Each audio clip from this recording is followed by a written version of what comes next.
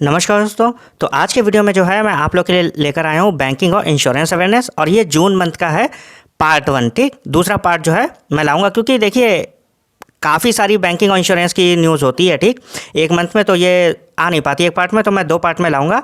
फिलहाल आप लोग अगर नए हो तो मई की भी देख लीजिएगा जाके, मैंने प्लेलिस्ट बना दी है। और एमओयूज़ भी देखिए, बैंकिंग और इंश्योरेंस अवेयरनेस और एमओयूज़ ये ध्यान से पढ़िएगा। ठीक है, इससे क्वेश्चंस अच्छे खासे आते हैं। और मैंने डिफेंस की भी लगा दी, मैंने अपॉइंटमेंट्स भी दिए हैं, आप लोग देख लीजिएगा जाके।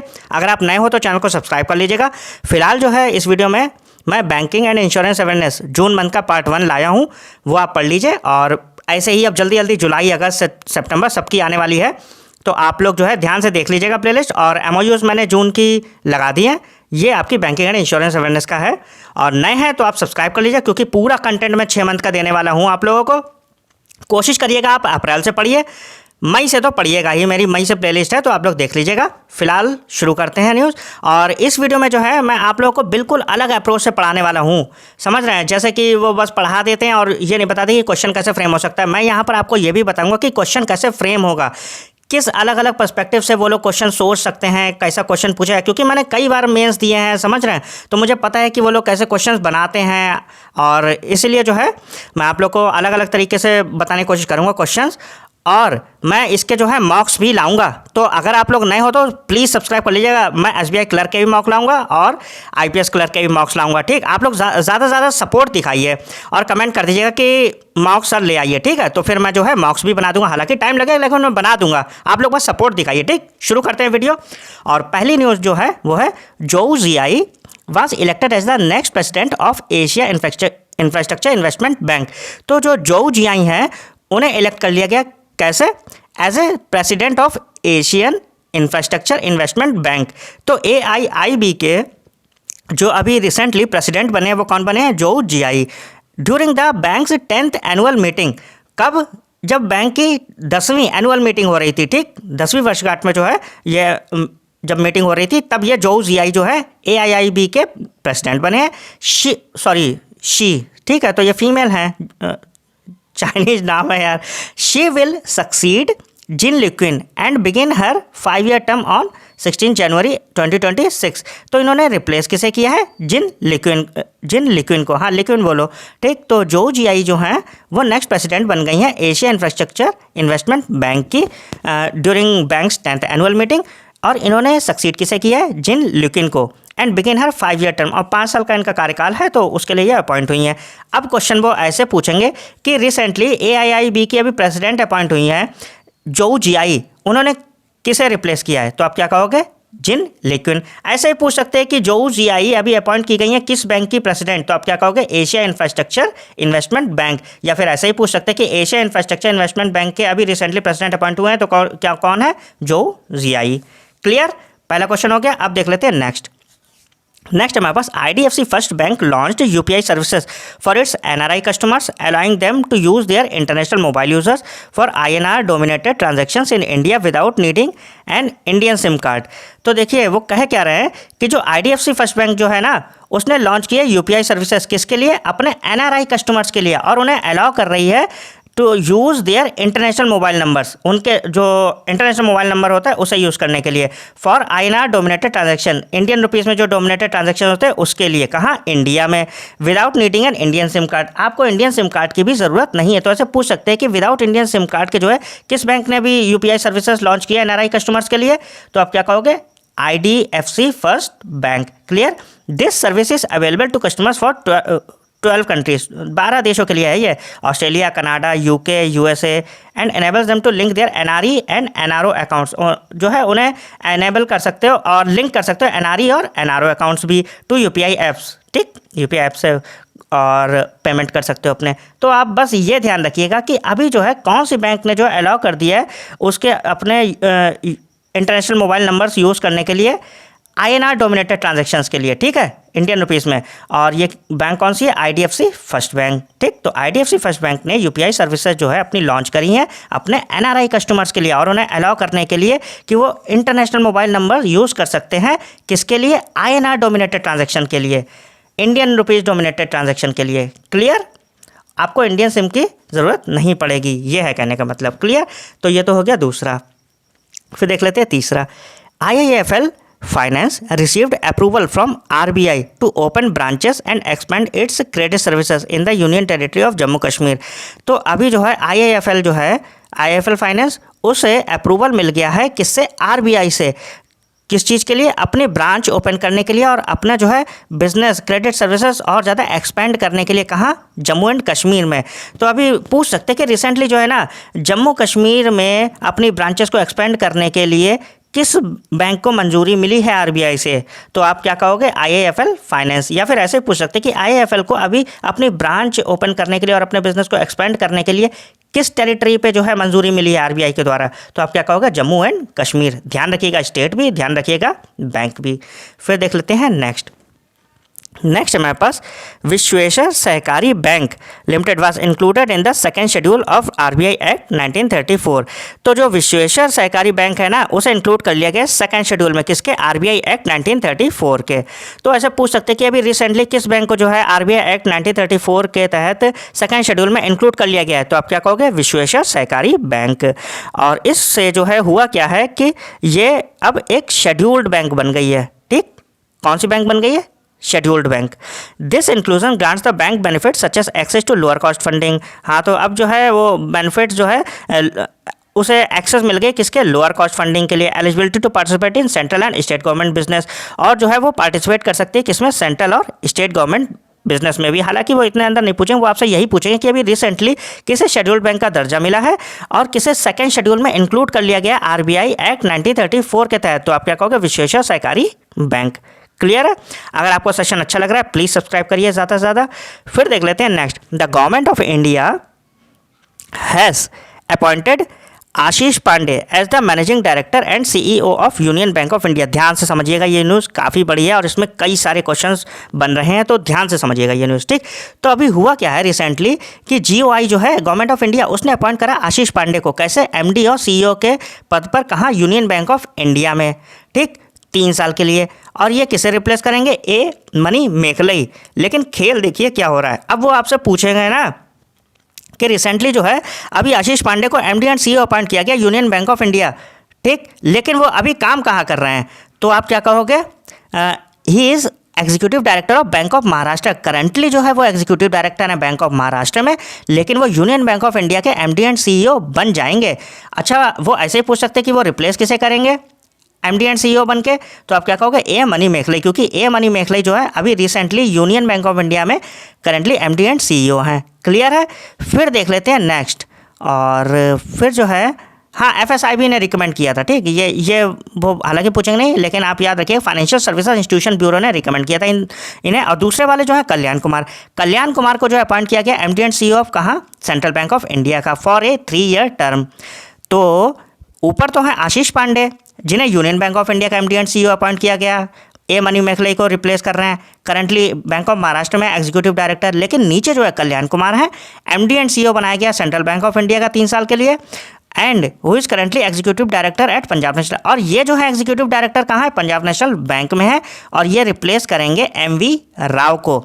ध्यान रखिएगा कि जो आशीष पांडे हैं वो यूनियन बैंक ऑफ इंडिया के एमडी एंड सीईओ बनेंगे, करंटली एग्जीक्यूटिव डायरेक्टर है बैंक ऑफ महाराष्ट्र में, ए मनी मेघलई को रिप्लेस करेंगे। नीचे जो है कल्याण कुमार जी हैं, एमडी एंड सीईओ बनेंगे सेंट्रल बैंक ऑफ इंडिया के, और ये रिप्लेस करेंगे एमवी राव को। और अभी ये एग्जीक्यूटिव डायरेक्टर हैं पीएनबी के, दोनों एग्जीक्यूटिव डायरेक्टर हैं करंटली, वो जो है बैंक ऑफ महाराष्ट्र के हैं, कल्याण कुमार जी जो हैं वो पंजाब नेशनल बैंक के हैं। क्लियर है? आई होप आप लोग को समझ में आ गई होगी। अब देख लेते हैं नेक्स्ट न्यूज़। नेक्स्ट हमारे पास Canara Bank announced a complete waiver of the average monthly balance requirement for all types of saving accounts. ठीक, तो कैनरा बैंक जो है उसने अनाउंस कर दिया कंप्लीट वेवर, छूट। ठीक, किसके? Average monthly balance requirement for all types of saving account, तो जितने भी सेविंग अकाउंट्स हैं उन पर। This means customers will no longer face penalties for not maintaining a minimum average balance. तो इसका मतलब ये हुआ कि जो कस्टमर्स है ना उन्हें पेनाल्टी फेस नहीं करनी पड़ेगी। एक मिनिमम एवरेज बैलेंस होता है उतना रखने के लिए, ठीक है, सेविंग अकाउंट में, रेगुलर सैलरी या फिर एनआरआई अकाउंट्स में, उसमें जो है अब कोई लिमिट नहीं रह गई है कि इतना बैलेंस रखेंगे, अगर नहीं रखेंगे तो पेनाल्टी पड़ जाएगी। पेनाल्टी नहीं पड़ेगी अब। ठीक है, तो ये किसने अनाउंस किया? केनरा बैंक ने। ये याद रखिएगा कि वो ऐसे क्वेश्चन पूछ सकते हैं कि अभी रिसेंटली किस बैंक ने कंप्लीट वेवर अनाउंस कर दिया है एवरेज मंथली बैलेंस रिक्वायरमेंट के लिए। ठीक, तो आप क्या कहोगे? केनरा बैंक। या फिर ऐसे ही पूछ सकते हैं कि जो है हाँ, यही क्वेश्चन बन रहा है यार, ठीक है। क्वेश्चन और दूसरी तरीके से बन ही नहीं पा रहा है। तो क्वेश्चन आपसे बस यही पूछें कि किस बैंक ने रिसेंटली जो है अभी एवरेज मंथली बैलेंस रिक्वायरमेंट जो है उसके लिए कंप्लीट वेवर अनाउंस कर दिया। तो आप क्या कहोगे? केनरा बैंक। या फिर ऐसे पूछ सकते हैं कि केनरा बैंक ने अभी रिसेंटली कौन सी सुविधा लॉन्च की है, तो वो लिख सकते हैं कि complete waiver of average monthly balance, ठीक। तो ऐसे भी ध्यान रख लीजिएगा कि केनरा बैंक ने एवरेज मंथली बैलेंस के लिए कंप्लीट वेवर जो है वो अनाउंस कर दिया है। क्लियर है? फिर देख लेते हैं दूसरे, India's goods and services tax collection for May 2025। तो इंडिया का जो जीएसटी कलेक्शन है मई 2025 के लिए वो कितना है? 2.01 lakh crore, which was a 16.4% increase compared to May 2024। तो ये जो है ना, जो इंडिया का जीएसटी वो पिछली बार से अगर हम कंपेयर करें तो 16.4% ज़्यादा है, और इस बार जो वो है वो कितना है? 2.01 लाख करोड़ रुपए।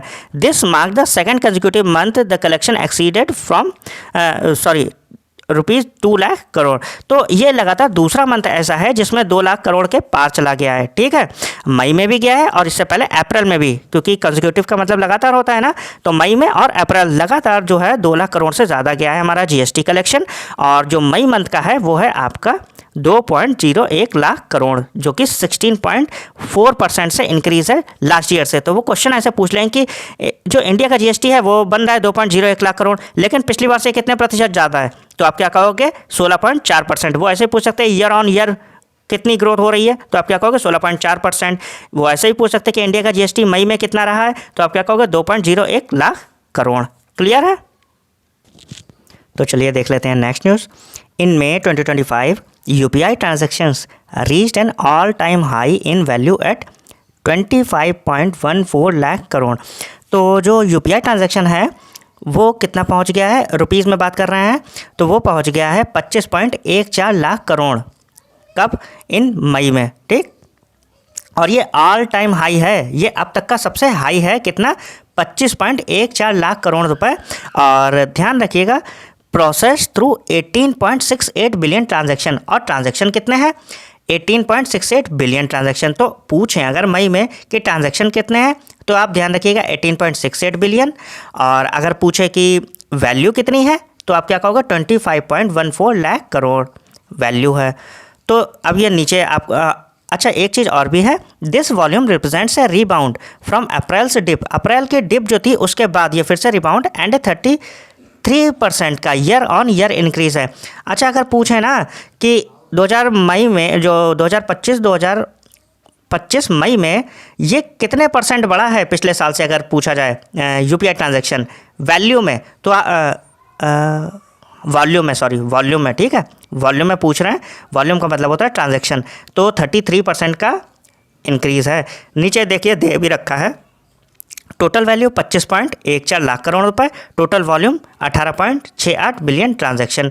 और जो वॉल्यूम है उसमें 33% का इंक्रीमेंट है वॉल्यूम में। ध्यान रखिएगा, वो पूछ सकते हैं कि मई 2025 में यूपीआई ट्रांजैक्शन में वॉल्यूम में कितने परसेंट का इंक्रीमेंट है, तो आप क्या कहोगे? 33% का इंक्रीमेंट है।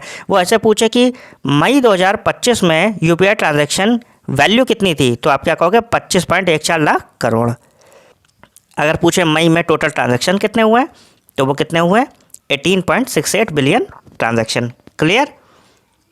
फिर देख लेते हैं next. SBI launched Next Leap and Super SBI great to greater as its largest ever staff engagement and skill development initiative for its 2.3 lakh employees.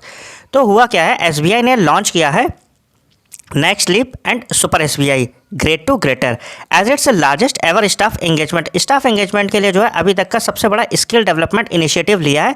कितने? अपने 2.3 लाख एम्प्लॉयज़ के लिए। नेक्स्ट लीप फोकस करेगा स्किल बिल्डिंग पे फॉर डिजिटल ट्रांसफॉर्मेशन, जबकि Super SBI जो है aims to foster a growth mindset, मतलब कि उनके अंदर जो है ग्रोथ का माइंडसेट डेवलप करेगा एंड लीडरशिप पोटेंशियल। और उनके अंदर लीडरशिप पोटेंशियल जो है कह सकते हो कि बढ़ाएगा, मतलब कि लीडरशिप की क्वालिटी बढ़ाएगा। आप ये सीधा सीधा समझो कि वो क्वेश्चन पता है कैसे देंगे? क्वेश्चन देंगे कि नेक्स्ट लीप किसने लॉन्च किया है, बैंक के दे रखे होंगे BOB, SBI, HDFC या कोई भी, तो आप क्या कहोगे? SBI। वैसे पूछेंगे सुपर SBI किसने लॉन्च किया है, तो आप क्या कहोगे? SBI।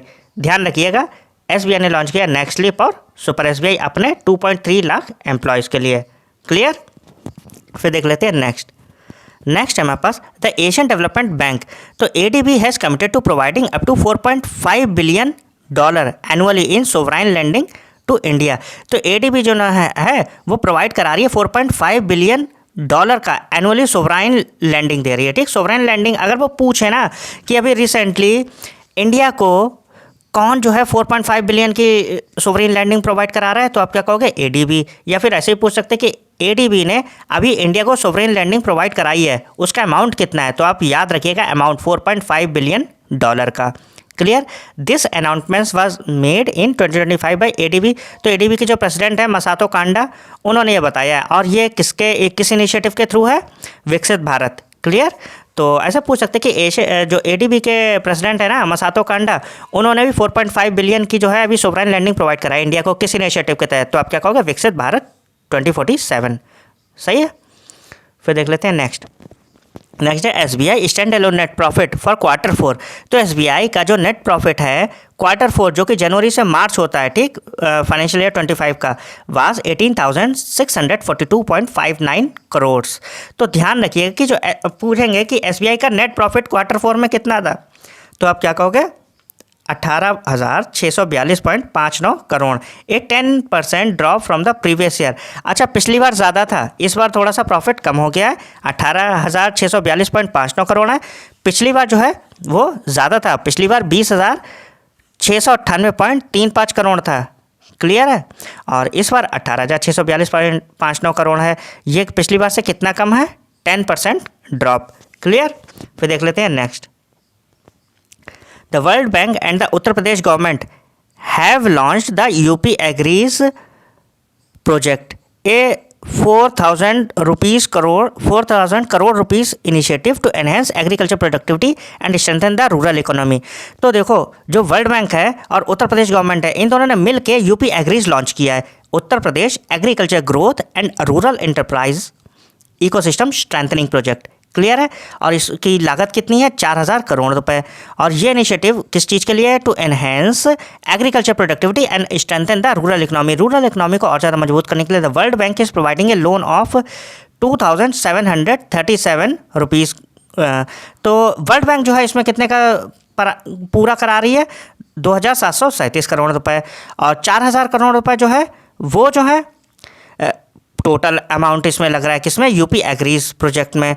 For this 6-year project which aims to benefit 10 lakh farmers and 10,000 women producer groups. तो ध्यान रखिएगा कि जो वर्ल्ड बैंक है और उत्तर प्रदेश है, ये दोनों मिलकर लॉन्च कर रही हैं यूपी एग्रीज प्रोजेक्ट। क्लियर है। 4,000 करोड़ रुपए इसकी पूरी लागत है, जिसमें से जो वर्ल्ड बैंक है वो कितने दे रही है, 2,737 करोड़ रुपए। और ये 6 ईयर का प्रोजेक्ट है which aims to benefit 10 lakh farmer, और इसकी वजह से 10 लाख फार्मर्स और 10,000 वुमेन को जो है नौकरी मिलेगी, या कह सकते हो कि मदद मिलने वाली है।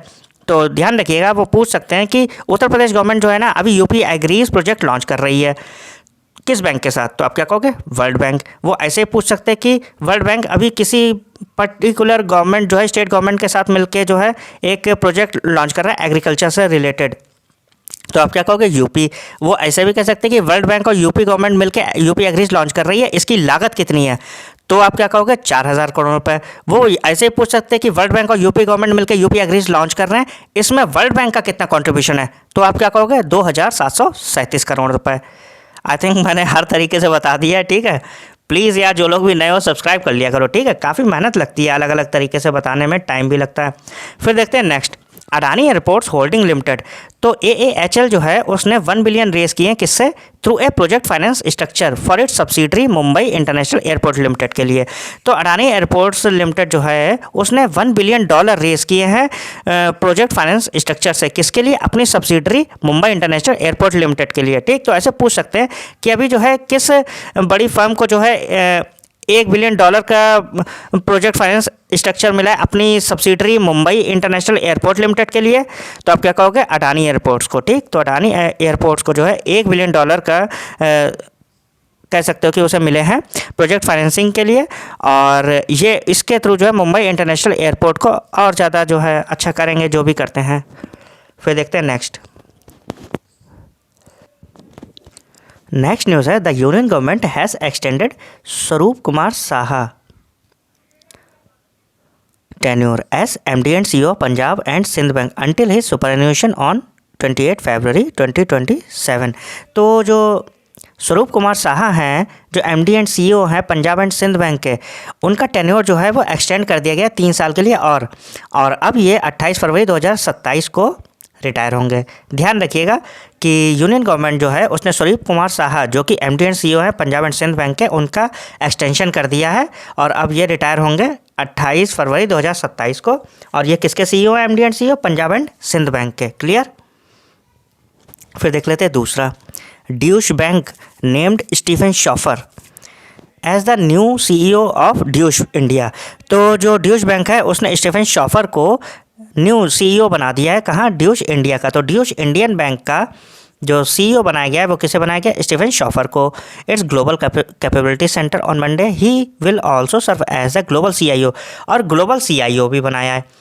ड्यूश इंडिया का जो है सीईओ बनाया गया है और ग्लोबली सीआईओ बनाया गया है for corporate functions and head of the banks technology centres. ठीक है, तो याद रखिएगा ड्यूश बैंक इंडिया के जो सीईओ हैं वो कौन है? स्टीफन शॉफर, और इन्हें ग्लोबल सीआईओ भी बना दिया गया है। फिर देख लेते हैं नेक्स्ट हमारे पास आंट फिन, चाइना की है ये, ठीक, अलीबाबा की तो सब्सिडरी। तो Ant Fin sold its 4% stake in Indian payment firm Paytm. तो चाइना की जो कंपनी है आंट फिन, उसने अपना 4% स्टेक बेच दिया है। कहाँ? पेटीएम में। और ये कितने में बेचा है? $242 मिलियन में। This transaction was part of Ant Fin's phase exit from Paytm. तो अब उसने वहाँ से एग्जिट ले लिया है। ठीक है, उसने कहा भैया राम राम, और अपना 4% का जो स्टेक था वो पूरा बेच दिया है $242 मिलियन में। किस कंपनी में? पेटीएम में। ठीक, आंट फिन ने अपना 4% स्टेक बेच दिया है पेटीएम से $242 मिलियन में। फिर देख लेते हैं next, RBI has extended the trading hours for the interbank call money market to 9 AM to 7 PM effective from 1 July 2025। तो जो RBI है ना उसने टाइमिंग बढ़ा दी है, एक्सटेंडेड द ट्रेडिंग आवर्स की टाइमिंग बढ़ा दी है 5 बजे से 7 बजे कर दी है। ठीक, तो ये 2 घंटे बढ़ा दी गई है। ध्यान रखिएगा, वो पूछ सकते हैं कि कितनी टाइमिंग हो गई है। तो जो ट्रेडिंग आवर्स हैं इंटरबैंक कॉल मनी मार्केट के, वो अब 9 बजे से 7 बजे तक हो गए, 5 से हट के अब ये 7 बजे तक हो गए। ध्यान रखिएगा इस चीज़ का। वो पूछ सकते हैं कि RBI ने जो है ट्रेडिंग आवर्स अब कितने कर दिए हैं, तो आप क्या कहोगे? 9 से 7 कर दी है टाइमिंग, और ये 5 से 7 हो गई है मनी मार्केट के लिए। फिर देख लेते हैं next, international bank for reconstruction and development. तो IBRD जो है which is part of world bank subsidiary है, पता ही है हम लोगों को। तो उसने अप्रूव कर दिया $426 मिलियन का लोन, किसके लिए? Karnataka water security and resilience programme के लिए। The project aims to improve water security for over 4 million people in Bengaluru Karnataka. तो ध्यान रखिएगा, IBRD जो कि पार्ट है वर्ल्ड बैंक का, उसने अप्रूव कर दिया $426 मिलियन का लोन, किसे? Karnataka water security and resilience programme के लिए। किसने? IBRD ने। तो ऐसे वो क्वेश्चन पूछ सकते हैं कि अभी recently Karnataka water security and resilience programme के लिए 426 मिलियन लोन पास किया है, तो आप क्या कहोगे? IBRD। वो ऐसे पूछ सकते हैं कि IBRD ने कितने का loan Karnataka water security system के लिए एलोकेट किया है, तो आप क्या कहोगे? $426 मिलियन। और the project aims to improve water security, हाँ तो वही है, वाटर सिक्योरिटी इंप्रूव करेगा बेंगलुरु कर्नाटक में। तो ध्यान रखिए, कर्नाटका वाटर सिक्योरिटी के लिए IBRD international bank for reconstruction development, उसने $426 मिलियन का लोन अप्रूव किया है। क्लियर। फिर देख लेते हैं next, HDFC life in partnership with society for innovation and entrepreneurship. तो HDFC लाइफ ने साइन के साथ पार्टनरशिप कर ली है। कहाँ? IIT बॉम्बे में। Has launched an innovative challenge called Insureka to identify and support startups that can provide tech driven solution for the life insurance industry. तो हुआ क्या है, HDFC लाइफ ने पार्टनरशिप कर किसके साथ? साइन के साथ। कहाँ? IIT बॉम्बे में।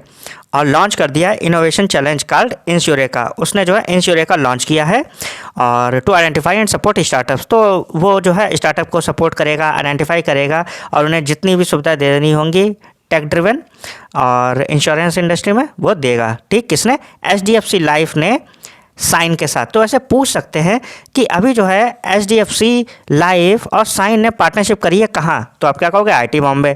वैसे ही पूछ सकते हैं कि HDFC लाइफ ने जो है ना अभी एक इंस्टीट्यूट के साथ एंटरप्रेन्योरशिप से रिलेटेड जो है एक प्रोजेक्ट लॉन्च किया इंश्योरे का, किसके साथ मिलके? तो आप क्या कहोगे? साइन। साइन क्या है? Society for innovation and entrepreneurship. ध्यान रखिएगा, एचडीएफसी लाइफ और साइन ने आईआईटी बॉम्बे में लॉन्च किया इनोवेशन चैलेंज कॉल्ड इंश्योरेका।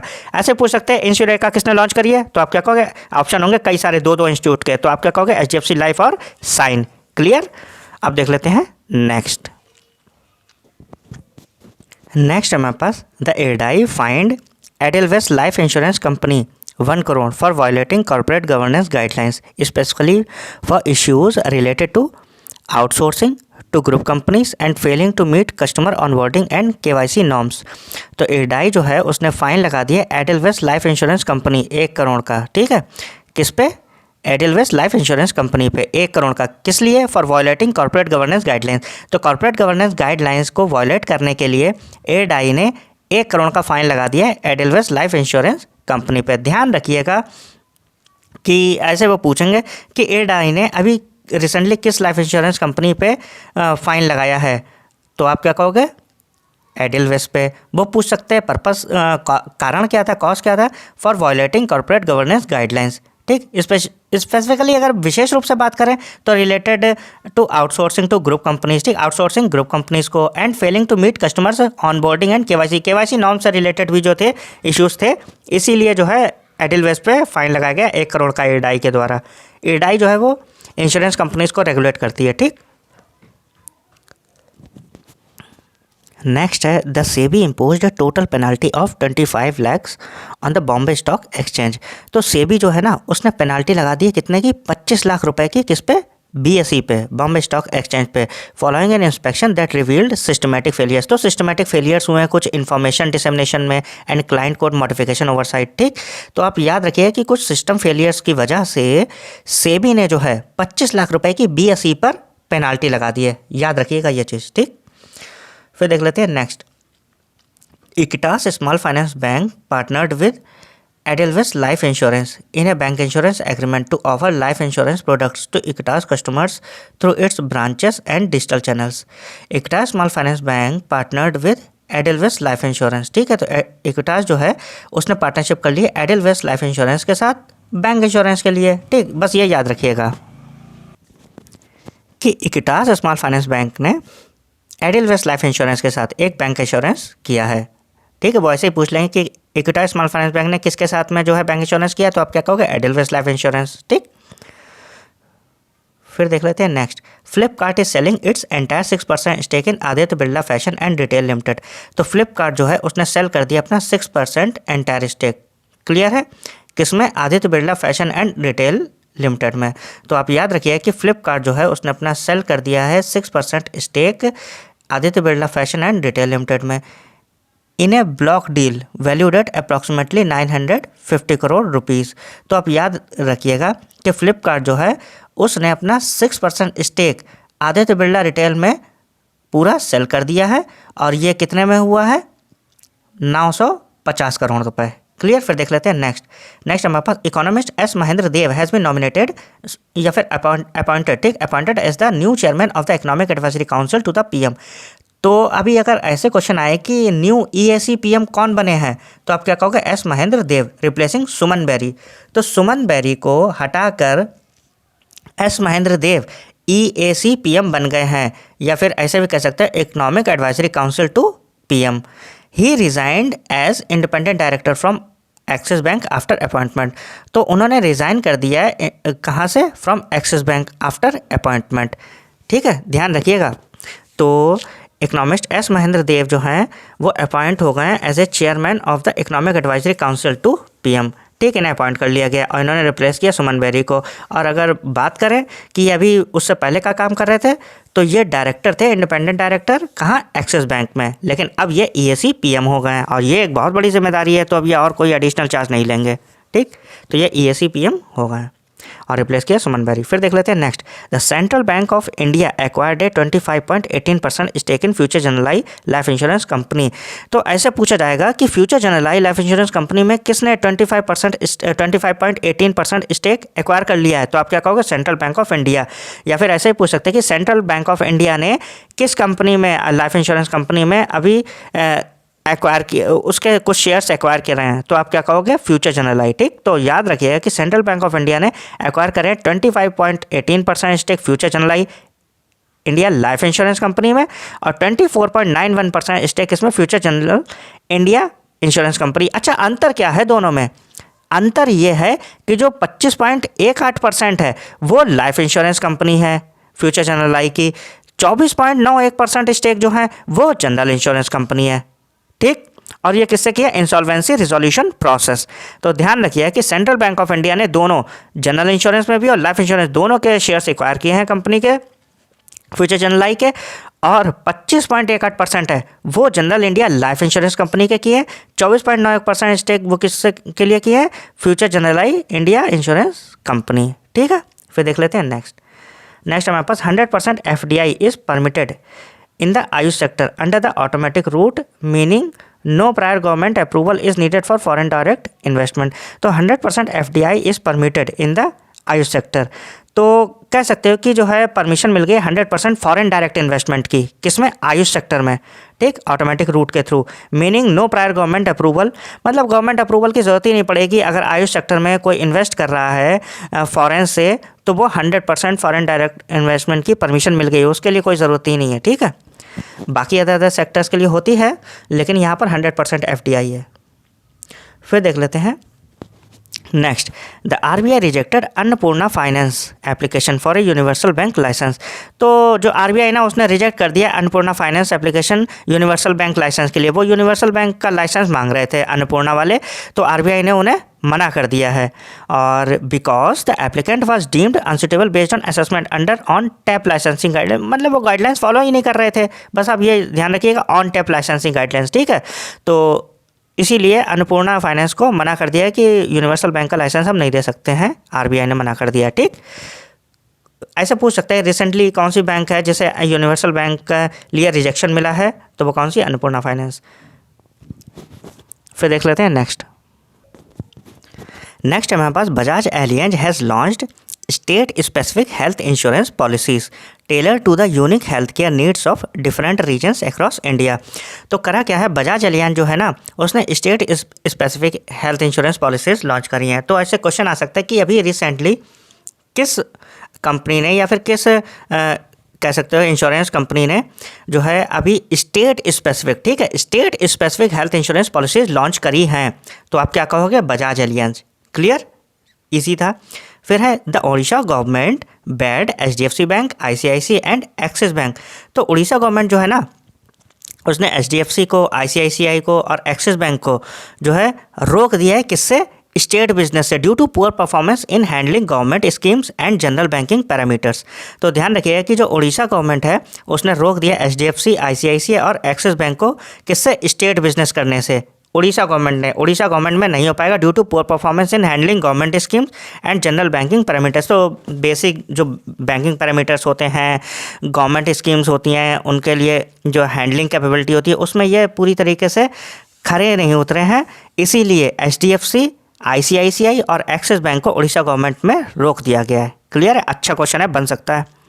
फिर देख लेते हैं next, the president has appointed Shri T Ravishankar deputy governor RBI as part time member of 16th finance commission.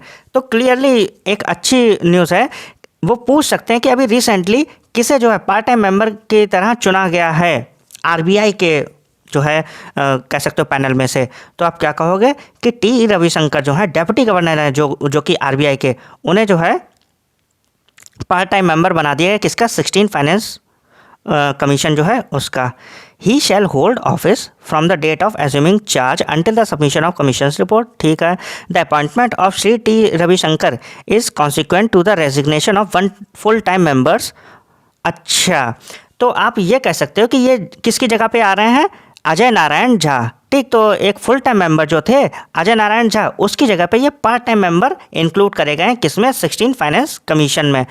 और ये अपॉइंट किसने करा है, प्रेसिडेंट जी जो हैं अपनी। ठीक, तो प्रेसिडेंट जी जो हैं द्रौपदी मुर्मू, उन्होंने T रविशंकर डेप्यूटी गवर्नर जो है उन्हें अपॉइंट कर दिया है as a part time member of 16 Finance Commission. Clear, अब देख लेते हैं नेक्स्ट हमारे पास, Wise has received in principle approval from the RBI to operate as a cross-border payment aggregator, which will allow it to facilitate faster and more cost-effective international payments for Indian exporters.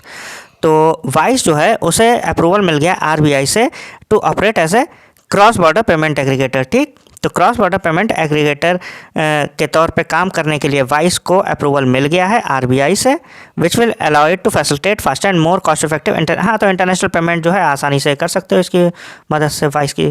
तो दूसरी देख लेते हैं news, और आप लोग please जो लोग भी नए हो प्लीज़ ज़्यादा से ज़्यादा सब्सक्राइब करिए, ठीक है।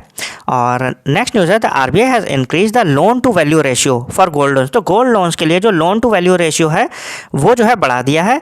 और देख लीजिए अलग अलग केस में ये क्या है, 85% लोन्स अप टू 2.5 लाख। ठीक, तो 2.5 लाख तक जो लोन है उस पर 85%, और 2.5 लाख से 5 लाख के बीच में जो है उसके लिए 80% है। ठीक, 2.5 लाख तक के लिए 85%, 2.5 लाख से 5 लाख तक के लिए 80%, और जो लोन्स एवं 5 लाख हैं उनके लिए 75% है लोन टू वैल्यू रेशियो। ये तीनों याद रखिएगा, ठीक है, तीनों आपको याद रखना है आराम से, और स्क्रीनशॉट ले लीजिएगा।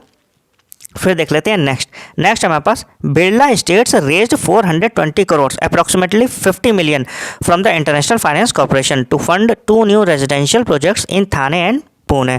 तो ध्यान रखिए कि जो बिरला एस्टेट है ना उसने रेस किए हैं लगभग 420 करोड़ रुपए, कितने, $50 मिलियन। किससे, IFC से, to fund 2 new resident projects Thane और पुणे। तो थाने और पुणे में 2 रेजिडेंशियल प्रोजेक्ट्स हैं, उन्हें फंड करने के लिए बिरला एस्टेट ने 420 करोड़ रुपए रेस किए हैं IFC से, इंटरनेशनल फाइनेंस कॉर्पोरेशन से। $50 मिलियन हैं ये, और रुपए में बात करें तो 420 करोड़ हैं। फिर देख लेते हैं the RBI has scheduled a 7-day variable rate reverse repo. ठीक, तो RBI scheduled a 7-day variable rate reverse repo auction of 1 lakh crore to absorb surplus liquidity इन।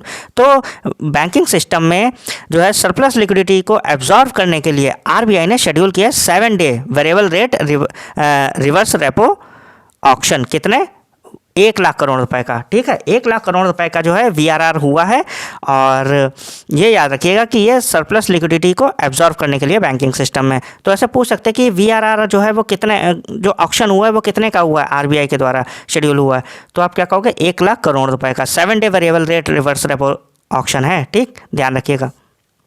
फिर देख लेते हैं next, east of small Finance bank MD CEO के Paul Thomas. तो KP Thomas जो है वो इलेक्टेड हुए हैं चेयरमैन ऑफ साधन। तो साधन के चेयरमैन किसे बनाया गया है, ईसाफ के जो MD एंड CEO हैं KP थॉमस उन्हें। ठीक, तो साधन के जो कह सकते हो कि चेयरमैन हैं वो कौन अपॉइंट हुए हैं, KP थॉमस, जो कि ईसाफ के स्मॉल फाइनेंस बैंक के MD एंड CEO हैं।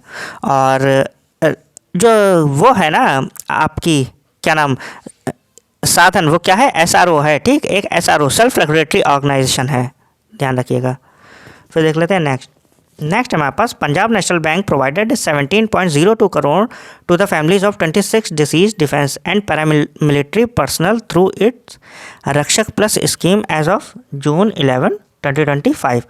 ठीक है, तो ध्यान रखिएगा कि PNB provided 17.02 crore to the families of 26 deceased defence and paramilitary personnel through its Rakshak plus scheme as of 11 June 2025। ठीक है, तो पंजाब नेशनल बैंक जो है उसने प्रोवाइड करा दिए हैं 17.02 crore to the families of 26 deceased defence and paramilitary personnel. तो PNB ने 17.02 करोड़ रुपए जो है वो 26 डिजीज डिफेंस और पैरामिलिट्री पर्सनल को जो है दिए हैं। कौन सी स्कीम के तहत, रक्षक प्लस स्कीम के तहत। ठीक है, तो ऐसे पूछ सकते हैं कि अभी रिसेंटली जो है 26 डिसीज डिफेंस और पैरामिलिट्री पर्सनल को 17.02 करोड़ की जो है हेल्प प्रोवाइड कराई गई है, वो किस बैंक ने प्रोवाइड कराई है, तो आप क्या कहो, पंजाब नेशनल बैंक। किसके थ्रू, रक्षक प्लस स्कीम के थ्रू। क्लियर। फिर देख लेते हैं नेक्स्ट हमारे पास, अब ये देखिए बड़ी न्यूज़ है और बहुत अच्छे से समझिएगा। ठीक है, थोड़ा टाइम ले लीजिए और देखिए। जो union minister for finance and corporate affairs हैं Nirmala Sitharaman chaired a review meeting. ठीक है, तो फाइनेंस और कॉर्पोरेट अफेयर्स मिनिस्टर जो हैं अपनी, पता ही हम लोगों को निर्मला सीतारमन है, उन्होंने एक मीटिंग रिव्यू किया है किसका, PSGIC public sector general insurance companies का। कहाँ, न्यू दिल्ली में। ठीक, तो जो अपनी फाइनेंस मिनिस्टर हैं निर्मला सीतारमण जी, उन्होंने एक रिव्यू मीटिंग करी है किसकी, PSGIC की, public sector general insurance company की, न्यू दिल्ली में। The meeting was attended by secretary department of financial service. तो डिपार्टमेंट ऑफ फाइनेंशियल सर्विस के सेक्रेटरी जो हैं M Nagaraju and managing director of PSGIC। देखिए आप लोग तो बैंकिंग के ही हो, तो आपको पता है कि जो OICL है, NICL है और बहुत सारी GIC है, इन सब के जो हेड हैं, MDs हैं, वो सब बैठक में शामिल हुए थे। ठीक, तो अब देखिए इसमें कुछ इन्फॉर्मेशन निकल के आ रही है, अच्छी इन्फॉर्मेशन। ठीक, वो ध्यान से पढ़िएगा, इसमें से क्वेश्चन बनेंगे, एक आध बन सकता है। During the meeting the union finance minister reviewed key performance indicators including premium collections, insurance penetration and density. तो इंश्योरेंस पेनिट्रेशन मतलब कि कितने पर्टिकुलर एरिया में इंश्योरेंस जा चुका है, और डेंसिटी कैसी है, पर्टिकुलर एरिया में कितने लोगों का इंश्योरेंस है, प्रीमियम कलेक्शन कितना हो रहा है। तो इन सारी चीज़ों पर बात हुई थी। ठीक, तो उसमें जो है एक चीज़ निकल के आई, it was noted that the total premium collected by PSGIC has witness a notable rise. तो काफ़ी बड़ा है ये प्रीमियम जो कलेक्ट किया गया है, और a notable rise from around 80,000 crore. तो 2019 में ये 80,000 करोड़ रुपए था। क्वेश्चन बन सकता है यहाँ से कि जो है टोटल जो कह सकते हो प्रीमियम कलेक्शन है 2019 में 80,000 करोड़ था, और ये अब पहुँच गया है 2025 में 1,06,00,000 करोड़ रुपए। तो 80,000 से बढ़ के ये 1.06 लाख करोड़ रुपए हो गया है। The overall general insurance industry also reported growth. ठीक, तो ओवरऑल जनरल इंश्योरेंस इंडस्ट्री जो है उसने ग्रोथ दिखाई है, और टोटल प्रीमियम कलेक्शन जो है वो कितना पहुंच गया है, 3.07 लाख करोड़ 2024-25 में। तो अगर केवल 24-25 की बात करें तो ये कितना पहुंच गया प्रीमियम कलेक्शन, 3.07 लाख, और वो वहाँ पर बता रहे थे 19 से लेकर 25 तक का। 24-25 में अपना 3.07 लाख करोड़ पहुंच गया। General insurance penetration in India remains relatively low at 1% of GDP। अगर वो पूछे कि जनरल इंश्योरेंस पेनिट्रेशन, ठीक है, जनरल इंश्योरेंस करवाते हैं, उसका पेनिट्रेशन कितना है इंडिया में, तो आप क्या कहोगे 1% of GDP compare to global average of 4.2% in 23। तो जो ग्लोबल अगर देखें ग्लोबली जनरल इंश्योरेंस पेनिट्रेशन वो 4.2% है, लेकिन इंडिया में देखें तो ये कम है, 1% है 2023 में। इंश्योरेंस डेंसिटी जो है हैज़ स्टेडीली इम्प्रूव्ड, वो इम्प्रूव हुई है। इंश्योरेंस डेंसिटी एक पर्टिकुलर एरिया में कितने लोगों का इंश्योरेंस है ये डिफाइन करना। ठीक, इंक्रीजिंग फ्रॉम $9 इन 2019 टू $25 इन 2023। तो ये जो इंश्योरेंस डेंसिटी है ना, वो 2019 में $9 थी और 2023 में $25 हो गई है। ध्यान रखिएगा कि 2019 में जो टोटल प्रीमियम था वो 80,000 करोड़ था, जो कि 2025 में 1.06 लाख करोड़ हो गया है।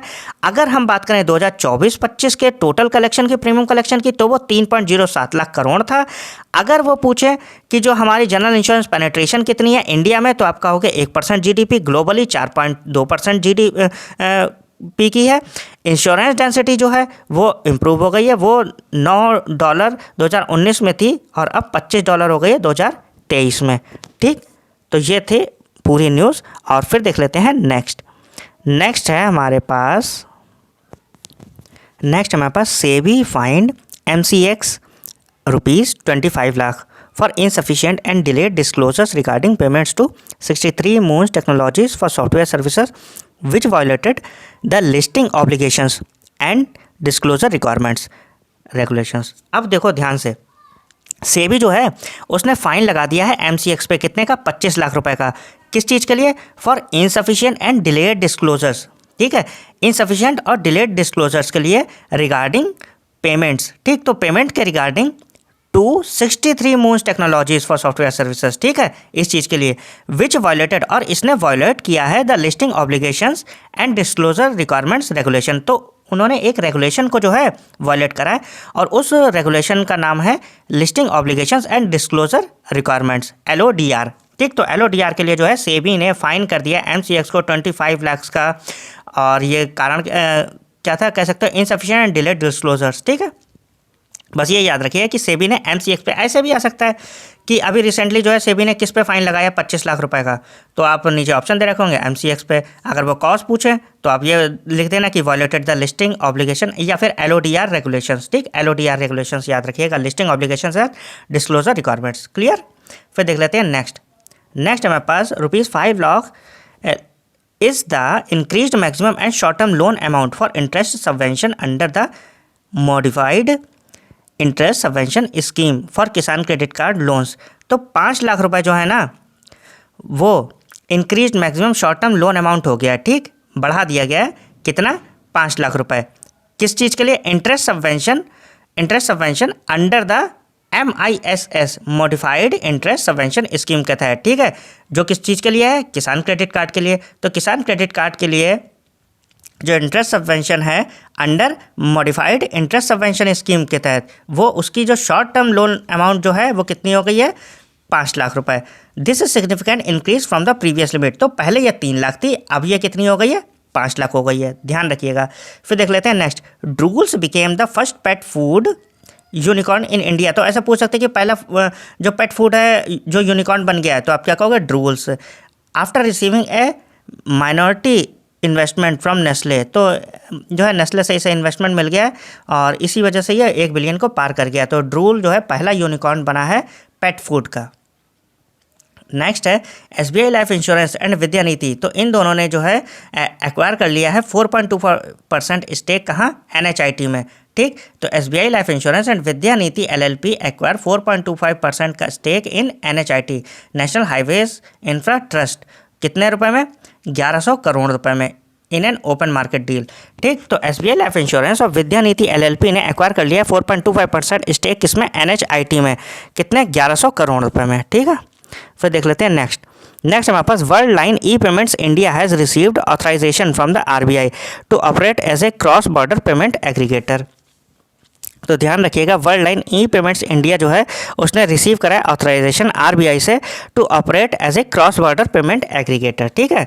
तो Worldline e payment India has received authorisation from RBI to operate as a cross border payment aggregator. Clear? फिर देख लेते हैं नेक्स्ट हमारे पास UPI पर transaction limit for tax payment. तो टैक्स पेमेंट के लिए जो पर ट्रांजैक्शन लिमिट है ना वो इंक्रीज़ हो गई है 1 लाख रुपए से 5 लाख रुपए, ठीक। वो कितनी हो गई है? 5 लाख रुपए, 1 लाख रुपए से बढ़ा के। अगर वो पूछे पहले कितनी थी तो आप कहोगे 1 लाख, अब कितनी हो गई? 5 लाख। क्या? UPI की पर ट्रांजैक्शन लिमिट किसके लिए? टैक्स पेमेंट के लिए। फिर देख लेते हैं next. Singapore was the top source for FDI equity. तो अगर पूछा जाए कि FDI इक्विटी के लिए जो है टॉप सोर्स कौन सा कंट्री है, तो आप क्या कहोगे? सिंगापुर। और ऐसा नहीं कि ये पहली बार कर रहा है, ये 7 सालों से लगातार टॉप मार रहा है FDI इक्विटी में, ठीक, इंडिया में। तो ध्यान रखिएगा कि FDI इक्विटी में इंडिया में 2024-25 में सिंगापुर ने टॉप मारा है और ये लगातार 7वीं बार हुआ है, ठीक। और फिर है हमारे पास India's revised fiscal deficit for financial year 24-25 was 4.8% of GDP। तो इंडिया का जो रिवाइज्ड फिस्कल डिफिसिट है 2024-25 के लिए वो कितना है? 4.8% of GDP, meeting the target while the budget estimate. और बजट एस्टिमेट जो है वो 2025-26 के लिए वो कितना है? 4.4% ऑफ GDP। फिस्कल डिफिसिट अगर बात करें तो 2024-25 में 4.8% है। अगर बजट एस्टिमेट 2025-26 की बात करें तो वो 4.4% ऑफ GDP है। तो ये था आपका सेशन। आई होप आप लोग को पसंद आया होगा और आप लोग ज़्यादा से ज़्यादा सब्सक्राइब करिए और बता दीजिए कि कौन सा वीडियो चाहिए है, ठीक। तो फिर उस हिसाब से मैं और बना दूंगा, ठीक। मिलते हैं नेक्स्ट वीडियो में। Thank you.